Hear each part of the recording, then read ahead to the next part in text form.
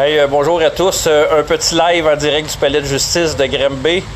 Un petit scoop à vous donner. Il vient d'y avoir un débat devant le tribunal. Et la cour, Maître Valérie Assouline et deux avocats de journalistes ont gagné un point.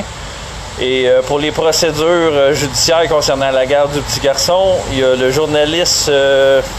Poirier, Yves Poirier, je crois son nom, là, j'y ai parlé une couple de fois, mais je ne veux pas le débaptiser, mais M. Poirier de TVA et un autre journaliste sont autorisés à l'intérieur de la cause. C'est du huis clos, que le DPJ, comme d'habitude, veulent commettre plein de choses farfelues. On va prendre des termes polis, là, mais il va y avoir deux journalistes qui vont assister à toute la procédure et ça a l'air que le DPJ veille de ça.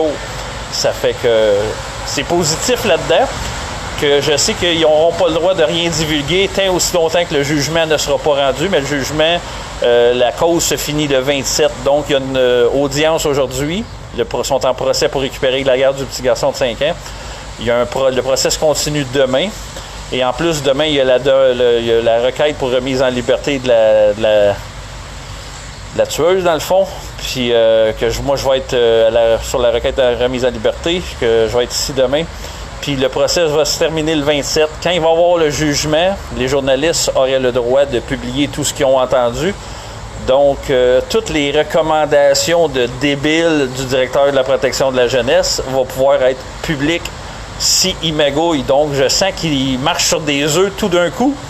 Ça fait que bravo aux avocats qui travaillent le dossier, puis bravo à Maître Valérie Assouline ainsi que les avocats de TVA et de l'autre média qui a le droit d'être là, je ne sais pas, mais il y a deux journalistes qui ont le droit.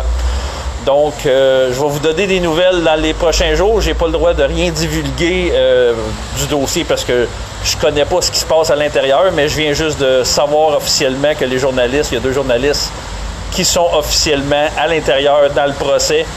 Donc, tout ce qui est caché sur le couvert du huis clos que je dénonce depuis très longtemps, ben, je suis vraiment content. Grâce au bon travail de 3 avocats, il y a 2 journalistes qui vont pouvoir en prendre connaissance réellement. Que le barreau du Québec, votre temps y achève. Bye.